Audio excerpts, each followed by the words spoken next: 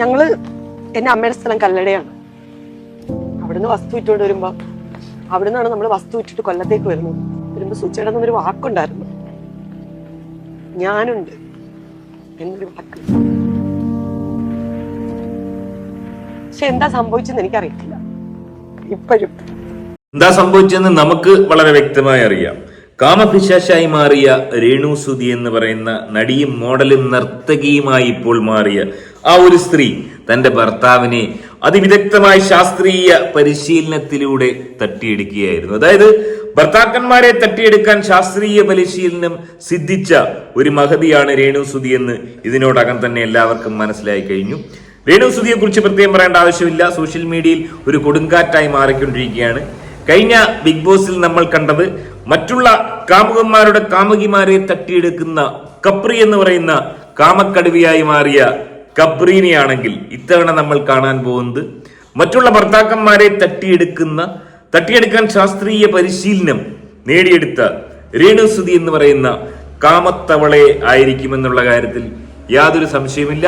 Big boss Malayalam 7-ൽ Renu Sudhi ഉണ്ടെന്നുള്ളത് 100% ഉറപ്പിക്കാം. ഇത്തവണ ബിഗ് ബോസിൽ പോകുന്ന ഈ പഹയന്മാരുടെ ഭാര്യമാരൊന്ന് സൂക്ഷിക്കുക. ഒരുപക്ഷെ നിങ്ങളുടെ അവസാനത്തെ ഒരു ഭാര്യ ഭർത്ത് ബന്ധമായിരിക്കാം രേണു സുധി അതിലുണ്ടെങ്കിൽ. സംശയമില്ലാത്ത കാര്യമാണ്. പലരുടെയും കുടുംബം ഒരുപക്ഷെ വഴിയാധാരമാവാനുള്ള ചാൻസ് ഉണ്ട്. രേണു സുധിയുമായി ബന്ധപ്പെട്ട് ഞെട്ടിക്കുന്ന വെളിപ്പെടുത്തലുകൾ. സുധിച്ചേട്ടന്റെ മുൻ ഭാര്യ വീണാസ് നായരോ ആരോന്നറിയാൻ വയ്യ, ആ ഒരു സ്ത്രീ നടത്തിയിരിക്കുകയാണ്.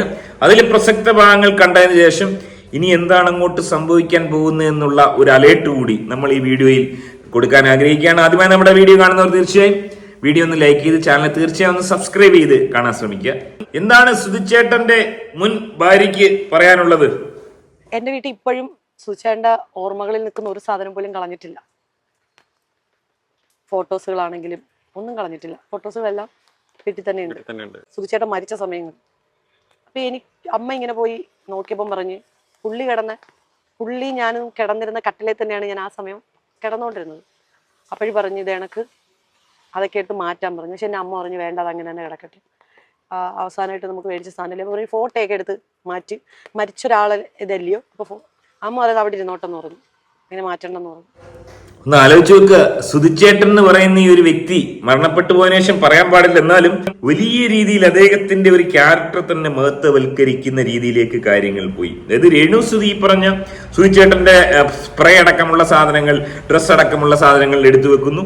മുൻ ഭാര്യ സുധിച്ചേട്ടന്റെ ഡ്രസ്സുകളും കട്ടിലും ചെരുപ്പും ഒക്കെ എടുത്തു വെക്കുന്നു. ഒന്ന് ആലോചിച്ച് നോക്കുക. 2-3 കല്യാണം കഴിച്ച ഈ ഒരു സുധിച്ചേട്ടന് വേണ്ടി ഇത്രയും ആളുകൾ അടിപിടി കൂടുന്ന ഒരവസ്ഥ. എന്ത് വലിയൊരു വ്യക്തിത്വത്തിന് ഉടമയായാണ് ഇദ്ദേഹത്തെ വ്യാഖ്യാനിച്ചത്. അതൊരു ഭാഗ്യം തന്നെയാണ്. ഇത്രയും അധികം കല്യാണം കഴിച്ചിട്ടും പറയാതിരിക്കാൻ നിവൃത്തിയില്ല. സുധിച്ചേട്ടന് കല്യാണം കഴിക്കുന്നതിൽ വലിയ താല്പര്യമുള്ള ഒരു വ്യക്തിയായിരുന്നു.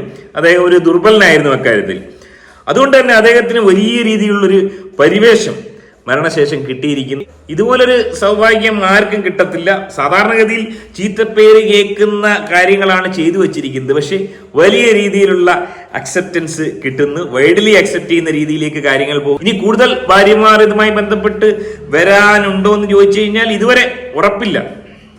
അല്ല, എന്താണ് നിങ്ങളുടെ ജീവിതത്തിൽ സംഭവിച്ചത്? അതിനെക്കുറിച്ചൊന്ന് വ്യക്തമാക്കാമോ? വളരെ വലിയൊരു വിഭാഗം ആളുകൾ ചോദിക്കുന്നവരാണ് വീണ എന്ന് പറഞ്ഞ വ്യക്തി എന്തിന് ഉപേക്ഷിച്ചു അദ്ദേഹം. കാരണം വെച്ച് കഴിഞ്ഞാൽ അദ്ദേഹത്തെ അവരെ കുറിച്ച് പറയുന്നില്ല, അവരെക്കാൾ സുന്ദരിയാണ്, അല്ലെങ്കിൽ അവരെക്കാൾ നന്നായി സംസാരിക്കുന്നു, എല്ലാ ഭയങ്കര കാര്യങ്ങൾ വ്യക്തമായി സംസാരിക്കുന്നു. അങ്ങനെ ഒരു വ്യക്തി എന്തിനു പോയി എന്നാണ് എല്ലാവരും ചോദിക്കുന്നത്. ഒരിക്കലും ഞാൻ തെറി പറയുന്നുണ്ടാവാം, എനിക്ക് അറിയില്ല. പക്ഷെ തെറി പറയുന്നതിനേക്കാൾ കൂടുതലും താങ്കളെ പിന്തുണച്ചുകൊണ്ട് താങ്കളെ സപ്പോർട്ട് ചെയ്തുകൊണ്ടുള്ള കമന്റുകളാണ് ഞാൻ കണ്ടത്. അങ്ങനെയുള്ളവരോട് എന്താ പറയാനുള്ളത്? ശരിക്കും അങ്ങനെയുള്ള ആളുകളോട് പറയാനുള്ളത് സൗന്ദര്യമല്ല പ്രധാന ഘടകം. ഇവിടെ ഈ ഒരു പെൺകുട്ടിയുടെ പെർഫോമൻസ് കുറച്ച് വീക്കായിരുന്നു എന്നാണ് മനസ്സിലാക്കാൻ സാധിക്കുന്നത്. രേണു സുധി എന്ന് പറയുന്ന ഈ ഒരു പെൺകുട്ടിയുടെ പെർഫോമൻസിൽ സുധി വീഴുകയായിരുന്നു.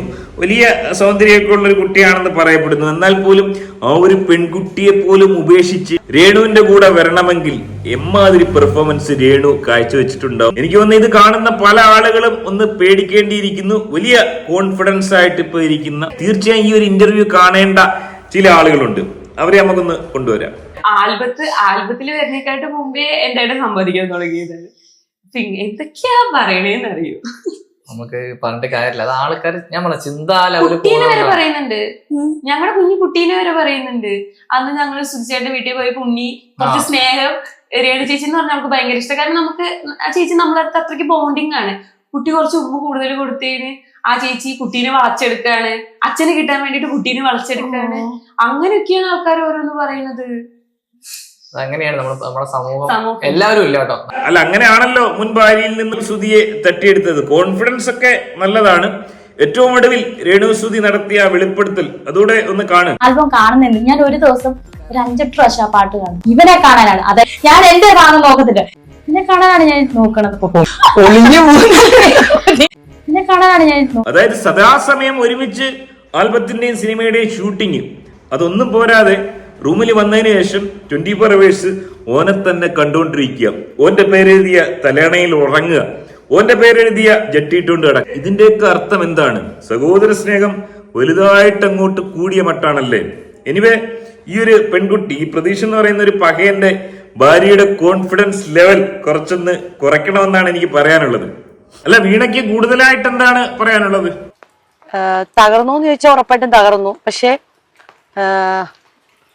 സുജിയുടെ അന്ന് പറഞ്ഞൊരു വാക്കുണ്ടായിരുന്നു, ഇനി എന്തൊക്കെ പ്രശ്നങ്ങൾ ഉണ്ടായാലും എന്നെ എന്റെ അമ്മയും കൈവിടത്തില്ലെന്ന്.